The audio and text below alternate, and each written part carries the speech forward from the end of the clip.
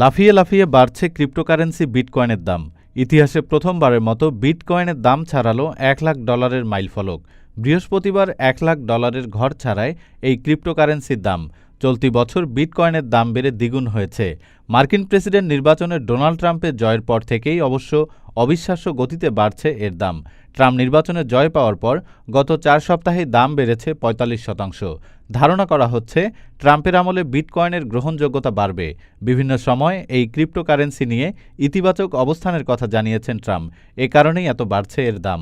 গত 6 নভেম্বর আমেরিকার প্রেসিডেন্ট নির্বাচনে ফলাফল প্রকাশের দিনই বিটকয়েনের দাম প্রথমবারের মতো পৌঁছে যায় $75,000। ডেস্ক রিপোর্ট, আজ বার্তা, ঢাকা।